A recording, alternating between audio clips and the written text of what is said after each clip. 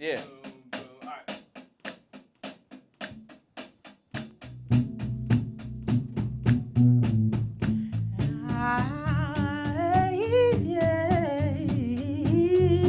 If you want me to stay, I'll be around today to be available for you to see.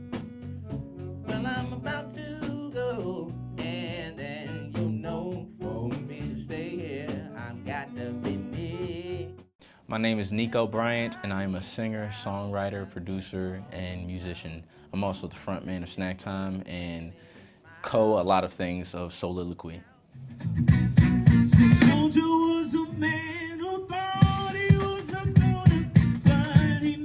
My upbringing starts in Delaware. My parents, they had a band and they performed a lot in different churches throughout the state of Delaware and Pennsylvania and up and down the East Coast. My father, he was very musically inclined, so was my mother.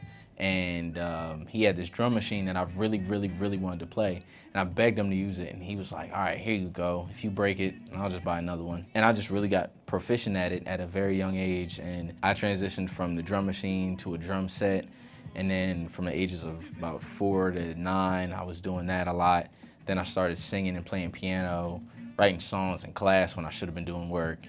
And it eventually led to try out for the school play, and I got the lead role, and everything just snowballed from there. The moment that really solidified me wanting to be an artist was the audition for the talent show. It wasn't even the show itself. It was the fact that I went out there and I was accepted, and they said, we're gonna put you last in the show. Go ahead, Nico!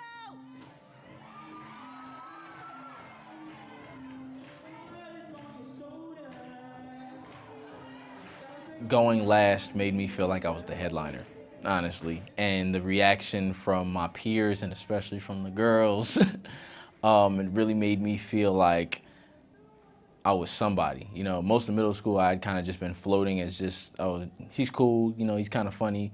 And then all of a sudden, I'm now the man in school, you know? So that moment of going last in the talent show and moonwalking across the stage and hearing everybody scream, and it really solidified my resolve.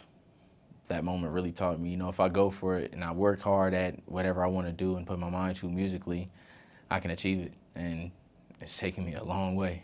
Some of my biggest influences include D'Angelo, Commission, New Edition, Usher, Stevie Wonder, Prince, and I'm really getting into McGee, you know, so that's one of my more modern influences right now. My parents were supportive of me doing music, but the kind of music, no. Especially my mom, she was against me singing R&B for a long time. My dad stepped up and was like, you know, I will be your manager until it's time for the training wheels to come off, just to look out for me and everything. And slowly but surely, my mother came around. Funny enough, she started coming around to my music as it gradually became more sexual, which it's hilarious, you know, just the timeline of things. But they were really supportive of me going to college for music because they knew I would really take a hold of everything I would learn in terms of the business side of things.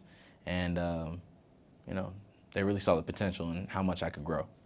Networking in the Philadelphia music scene was not too difficult for me because I'm a yapper. I'm a certified yapper. I get it honest from both of my parents. And so being able to go out there and connect with people, whether it be because we have similar influences or because they're on another level that I'm trying to reach, you know, asking for advice or, you know, just jamming together and then having a conversation, you know, after I show them what I can do and whatnot.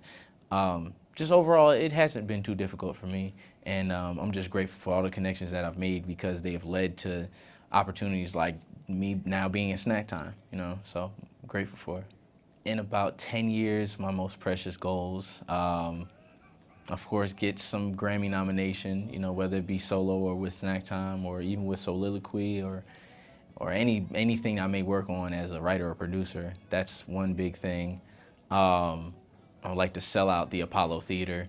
I've always wanted to go there, and to be able to sell out such a prestigious venue would be amazing.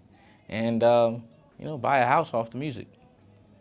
Some quick advice that I would give an artist or a musician: stick to your guns. Be true to who you are. Be true to your message. and everything that you stand for as a person, you know. If that comes out in your music, cool. If that doesn't, you want to talk about topics like love or whatever, that's cool, but you just got to be true to who you are at the end of the day.